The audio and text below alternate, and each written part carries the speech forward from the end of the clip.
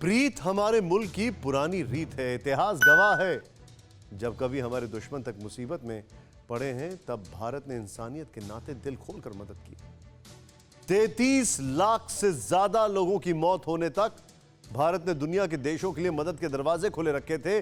और यह वो वक्त था जब देश में कोरोना पांव पसार रहा था। फिर हालात बिगड़ गए, लेकिन मदद के जो पेड़ भारत ने विदेशों के लिए बोए थे, उन्हीं पेड़ों ने फल देने शुरू कर दिए हैं। कोरोना काल में दुनिया से भारत तक राहत का रूट कैसे बना, आज इसकी पूरी कहानी डिटेल में देखिए। भारतवर्ष कोरोना वायरस के सबसे घातक दौर से गुजर रहा है। देश में कोरोना की दूसरी विध्वंसक लहर को झेल रहा है। इस मुश्किल वक्त में दुनिया भारत के साथ कंधे से कंधा मिलाकर खड़ी है। देश को दुनिया के अलग अलग देशों, अंतर्राष्ट्रीय संस्थाओं से मदद मिल रही, लेकिन इस मदद का लेखा जोखा क्या है?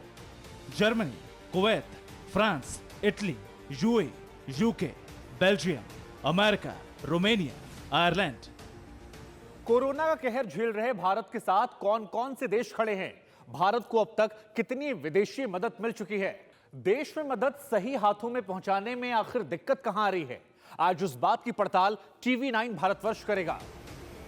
हिंदुस्तान वो देश है जिसकी प्रीति ही रीति, मुश्किल में दूसरों के साथ खड़े होना, हर मुमकिन मदद करना।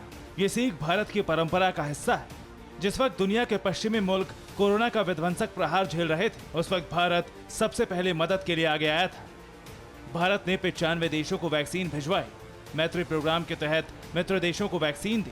कुल 6.5 करोड़ से ज्यादा वैक्सीन भेजी गई थी। सरकार के इस कदम पर लगातार राजनीतिक हमले हो रहे हैं। वैक्सीन की कमी को लेकर भी लगातार सवाल खड़े हो रहे हैं। जबकि भारत सरकार की दलील यह है कि वैक्सीन मैत्री जैसे कार्यक्रमों के चलते ही आज दुनिया के तमाम देश इस विपदा की स्थिति में भारत के साथ मजबूती से खड़े हुए हैं।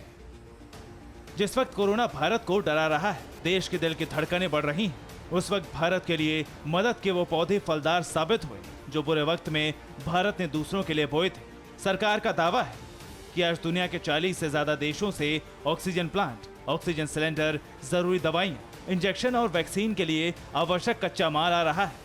विदेशों से मिली मदद को देश के आखिरी छोर पर खड़े इंसान तक पहुंचाने के लिए सिस्टम सुपर एक्टिव है। दवाइयां, मेडिकल उपकरण वक्त पर अस्पतालों तक पहुंचाने के लिए युद्ध स्तर पर काम हो रहा है। लेकिन सवाल यह है कि विदेशों से मदद का सामान कैसे आखिर भारत आता है और फिर किस तरह से यह राज्यों में बांटा जाता है? विदेश से आने वाली मदद को लेकर भारत सरकार ने 2 मई को एक गाइडलाइन बनाई थी और उसी के तहत रूट बनाया गया है जिसके जरिए सामान बांटा जाता है। विदेश से आई मदद कैसे और कितनी जल्दी सही हाथों में पहुंचे, इसे लेकर केंद्रीय स्वास्थ्य मंत्रालय एक नोडल एजेंसी की भूमिका में सरकार के दूसरे मंत्रालय और विभाग हेल्थ मिनिस्ट्री को सहयोग करेंगे। अलग अलग देशों से आ रहे मेडिकल उपकरणों और जरूरी दवाइयों को लेकर विदेश मंत्रालय संबंधित देशों में अपनी एम्बेसी या हाई कमीशन के जरिए कोऑर्डिनेट करते हैं। पहले विदेश मंत्रालय के सहयोग से सामान भारत पहुंचता है, जिसे एयरपोर्ट या बंदरगाह पर Indian red cross society receive करती है।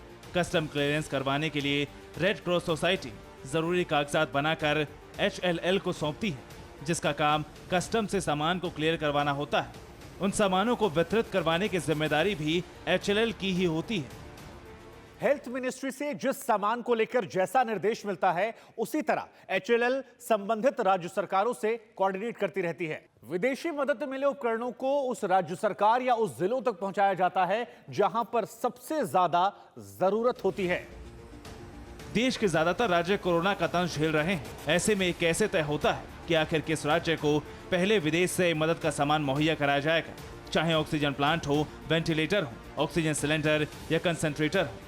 विदेशों से आने के बाद ये उपकरण स्वास्थ्य मंत्रालय के फैसले के मुताबिक राज्यों को भेजे जाते हैं, जिसके लिए भी गाइडलाइंस है। गाइडलाइन के मुताबिक जहां संक्रमण ज्यादा है, उन राज्यों, केंद्र शासित प्रदेशों को वरीयता दी जाती है। दवा, मेडिकल उपकरण जरूरत के हिसाब से बांटे जाते हैं।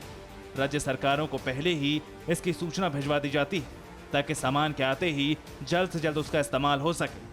कोरोना काल में किन किन देशों से भारत को कितनी मदद मिली, इसकी पूरी डिटेल TV9 भारतवर्ष के पास है।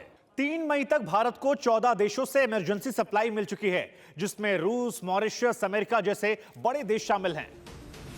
अप्रैल महीने के दूसरे हफ्ते में कोरोना ने देश में कोहराम मचाना शुरू किया। वायरस की दूसरी लहर ने इतना भीषण प्रहार किया कि देश के स्वास्थ्य सेवाओं के सांसें उखड़ने लगी। इन्हीं भयावह हालातों में भारत के पीछे दुनिया खड़ी हो गई, खासकर वो देश जिनके कोरोना जख्मों पर भारत ने वैक्सीन का मरहम लगाया था। आपको सिलसिलेवार तरीके से समझाते हैं कि आखिर कब कब भारत के लिए विदेशों से कोरोना पर राहत के दरवाजे खुले। सबसे पहले 27 अप्रैल को ब्रिटेन से मदद मिली। ब्रिटेन से 100 वेंटिलेटर, 95 ऑक्सीजन कंसंट्रेटर भारत आए। 28 अप्रैल को मॉरिशस, सिंगापुर से मदद मिली। मॉरिशस से 200 ऑक्सीजन सिलेंडर भेजे गए। सिंगापुर से 256 ऑक्सीजन सिलेंडर भारत आए। 30 अप्रैल को यूके, आयरलैंड, रोमेनिया से मदद आई। 30 अप्रैल को अमेरिका ने 423 ऑक्सीजन सिलेंडर भेजे। 1 मई को जर्मनी ने 120 वेंटिलेटर और दूसरे उपकरण भेजे। 2 मई को फ्रांस ने 28 वेंटिलेटर समेत मेडिकल सामान भेजा। 3 मई को इटली ने 20 वेंटिलेटर और ऑक्सीजन सिलेंडर भेजे।